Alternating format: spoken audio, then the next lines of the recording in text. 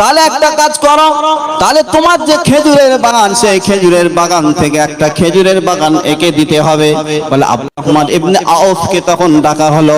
ডাকার পরে বলা হলো, আমার যে খেজুরের বাগান দেখতে পাচ্ছ, পাকা পাকা খেজুর ধরেছে, এই খেজুরের বাগানের মধ্যে থেকে একটা খেজুরের বাগান আমি তোমার নামে দলিল করে দেব। বলুন সুবহানাল্লাহ। কেমন ভালোবাসা, কেমন মুহাব্বত! সেই ভালোবাসায় নবীকে সব উজাড় করে দিয়েছেন। আর সেই মুহাব্বত আর ভালোবাসার মায়া মুহাব্বত আমাদের নাই বলে আমরা নবীকে এখনো ভালোবাসতে পারিনি। আর নবীকে যদি কেউ কোনো কটু কথা বলে, সেই কটু কথার আমরা প্রতিবাদ করতে পারি না, কারণ সেই মুহাব্বত আর ভালোবাসা আমাদের নাই। তাহলে আমার নবী তো দুনিয়া থেকে পর্দা নেবেন, আমার নবী তো দুনিয়ার জমিনে থাকবেন না। এই রকম করে খাদিজা দুনিয়া থেকে বিদায় নিলেন। বিদায় নিয়ে চলে যাওয়ার পরেতে তাহলে নবীর যে কত কষ্ট, সঙ্গের সাথে কে হবে?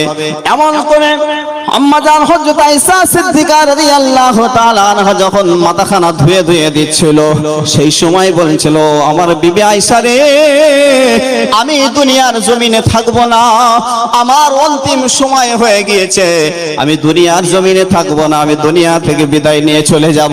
তুমি একটা কাজ করো, আমাকে বিশ্রামের ব্যবস্থা করে দাও। সেই সময় আম্মা জান হযরত আয়েশা সিদ্দিকা রাদিয়াল্লাহু তাআলা আনহা কি করলেন? স্বামীর বিশ্রামের ব্যবস্থা করে দিলেন। বিশ্রামের ব্যবস্থা করে কখন দিলেন? মাথাখানা যখন ধুয়ে দেওয়া হয়েছিল, ধুয়ে দেওয়ার পরেতে আম্মা জান হযরত আয়েশা সিদ্দিকা রাদিয়াল্লাহু তাআলা আনহা কি করলেন? আমার আপনার নবীকে ঘরের মধ্যে, হুজরার মধ্যে প্রবেশ করালেন। প্রবেশ করাবার পরেতে আমার আপনার নবীকে বিশ্রামের ব্যবস্থা করে দিলেন। বিশ্রামের যখন ব্যবস্থা করে দেওয়া হয়েছিল, সেই সময়তে আমার আপনার নবী বলতে লাগলেন, ও বিবি আয়েশা, আমি তো এতদিন যাবত বালিশ মাথায় দিয়ে শুয়ে আছি, কত সুন্দরভাবে আরামের সঙ্গে ঘুমিয়েছি, দিনের দাওয়াত দিয়েছি, কাজ করেছি, কলেমা পড়েছি, ইসলামের কলেমার দাওয়াত দিয়েছি। মানুষ কত জুলুম করেছে, মানুষ কত অত্যাচার করেছে, সমস্ত অত্যাচার আমি সয়ে নিয়েছি, সমস্ত ব্যথা বেদনা আমি সয়ে নিয়েছি। আমার সাহাবীরা আমার জন্য অনেকে শহীদ হয়ে গেছে। আমার সাহাবীরা আমার হাতে হাত দিয়ে কলেমা পড়ার কারণে তাদের সমস্ত জিনিসকে শেষ করে দিতে হয়েছে, তাদেরকে জানে মেরে দেওয়া হয়েছে, তাদের উপরে জুলুম পরীক্ষা নিরীক্ষা করা হয়েছে। আমি নবীকেও তো কোনো না কোনো দিক দিয়ে আমাকে পরীক্ষা নিরীক্ষা করতে বাদ দেয় নাই। আমি নবীকে অনেক অত্যাচার করেছে, তবু আমি কিন্তু ইসলামের ঝান্ডা ছাড়ি নাই, ইসলামের কলেমার দাওয়াত দিতে ভুলে নাই। কেননা একদিন অবশ্যই বুঝবে, আমার আগে আমার আপনার নবী অনেক নবীদের আল্লাহ পাক সৃষ্টি করেছিলেন, অনেক নবীকে আল্লাহ পাক সৃষ্টি করেছিলেন। আমার নবীরা যখন দিনের দাওয়াত দিতে গিয়েছিলেন, কোনো না বিপদের সম্মুখীন হওয়ার সঙ্গে সঙ্গে তারা সহ্য করতে না পেরে কি করেছিলেন? আল্লাহ তাআলা দরবারে অভিশাপ করেছিলেন, বদদুয়া করেছিলেন।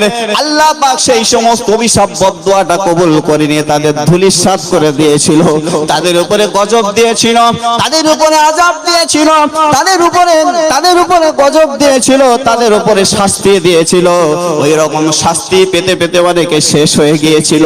তাদের এত ক্ষমতা আল্লাহ পাক দিয়েছিলেন, নবীরা কলেমার দাওয়াত দিতে যাওয়ার সময় তাদের চতুরি চালাকির সঙ্গে তারা নবীদের সঙ্গে চিটিংবাজি আরম্ভ করে দিয়েছিল। সেই সমস্ত চিটিংবাজি করতে করতে নবীরা সহ্য করতে না পেরে আমার আপনার নবীকে আল্লাহ পাক রহমত স্বরূপ করে দুনিয়ার জমিনে পাঠালেন। আমার আপনার নবীকে আল্লাহ পাক মায়া দয়া স্বরূপ ভরপুর করে দুনিয়ার জমিনে পাঠিয়েছেন। সেই জন্য আমার আপনার নবী সব সহ্য করে নিয়েছিলেন। সহ্য করে নেওয়ার পরেতেও আল্লাহ তাআলা দরবারে অভিশাপ করেননি, বদদুয়া করেননি। কিন্তু সাহাবারা বলেছিলেন, ইয়া রাসূলুল্লাহ, আপনি একটু অভিশাপ করেন, এরা জুলুম করছে, এরা অত্যাচার করছে, এরা আপনাকে মানছে না। বলেন, না না না, আমি এদের জন্য অভিশাপ করলে হয়তো এরা শেষ হয়ে যাবে। এরা যদি শেষ হয়ে যায়, তাকে আমি কলেমার দাওয়াত দেব। আমার শরীর তো ক্ষতবিক্ষত হয়ে গিয়েছে, আমার শরীর থেকে রক্ত থোকা থোকা জমিনে পড়েছে, তার মানে দিন কায়েম হয়ে অবশ্যই হবে। আল্লাহ আমাদের কবুল করে নিয়েছে। আম্মা জান আয়েশাকে বলতে লাগলেন, আমি অনেক বিপদের সম্মুখীন হতে হয়েছে আমাকে, তবে আমার সময় হয়ে গিয়েছে, আমি আর দুনিয়ার জমিনে থাকবো না। কিন্তু আমার দ্বারাতে আমার আল্লাহ